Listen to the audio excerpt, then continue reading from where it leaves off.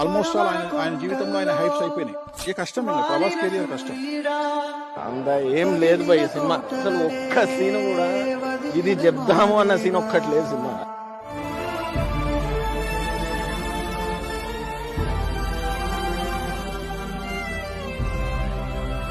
ముందుగా వచ్చాం థియేటర్ కి అనిపించే అంతలా ఉందండి. ఇప్పుడేం చేస్తాడు మీ హీరో? గాయపడి సింహం నుంచి వచ్చే శ్వాస కచ్చిమతిన భయంకరంగా ఉంది.